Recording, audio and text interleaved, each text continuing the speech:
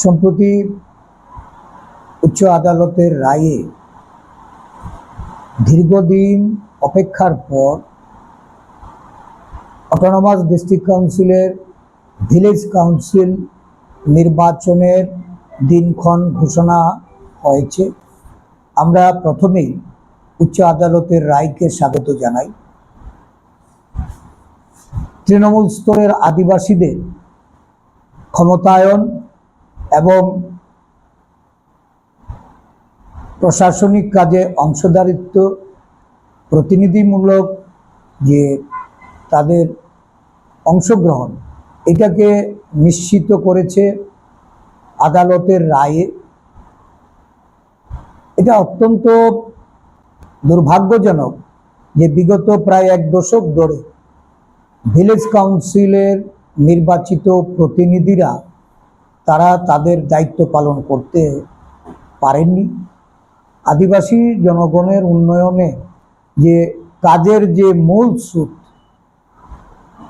তাদের কর্মসংস্থান, তাদের অর্থনৈতিক সামাজিক যে তাদের উন্নয়ন, এটা স্তব্ধ হয়েছিল।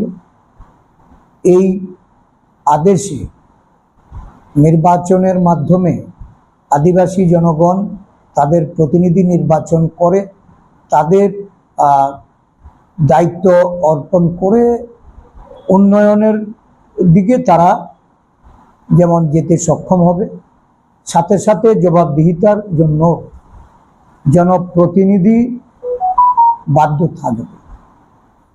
বিগত কয়েক বছর ধরে যারা এডিসি প্রশাসন পরিচালনা করছেন, নানা দুর্নীতি, নানা ধরনের অর্থের অপচয়, নানাভাবে এই আদিবাসী জনগণ তাদের সুযোগ সুবিধা থেকে বঞ্চিত হয়ে রয়েছেন, এর হয়তো একটা প্রতিকার হবে।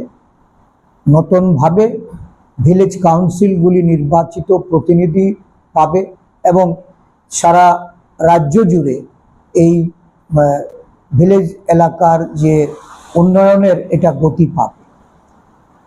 বর্তমান শাসক দল বা রাজ্যে যারা শরিকি দল হিসাবে এই এডিসিতে যারা আছেন, যদিও তারা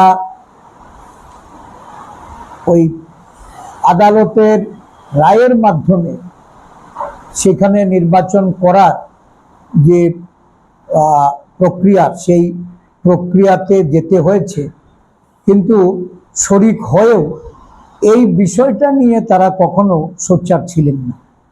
যদি আদিবাসীদের উন্নয়নের বিষয়ে তারা মনে করতেন যে শরিককে চাপ সৃষ্টি করে বা শরিককে বাধ্য করা, আর শরিক যদি এই দায়িত্ব পালনে অসফল হইয়া থাকে, তাহলে তাদের কাছ থেকে সমদূরত্ব বজায় রাখা, কিন্তু সেটা তারা করেননি। এটাই আশ্চর্যের বিষয়। দেরিতে হলেও আজকে ভিলেজ কাউন্সিল নির্বাচন অনুষ্ঠিত হতে যাচ্ছে।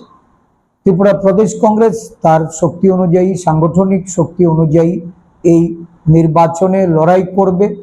এই নির্বাচন এটা আদিবাসী জনগণের তাদের অস্তিত্ব রক্ষার, তাদের ঐতিহ্য, তাদের যে পরম্পরা, এটাকে বাঁচিয়ে রাখার, তাদের শিক্ষার অধিকার, ভাষার অধিকার, স্বাস্থ্যের অধিকার, কর্মসংস্থানের অধিকার, সার্বিক উন্নয়নের ক্ষেত্রে এই নির্বাচন অত্যন্ত গুরুত্বপূর্ণ। তাই এই নির্বাচনে আমরা লড়াই করব এবং এই লড়াইটা হবে আমাদের দলের শক্তি সামর্থ্যের উপর নির্ভর করে একক লড়াই।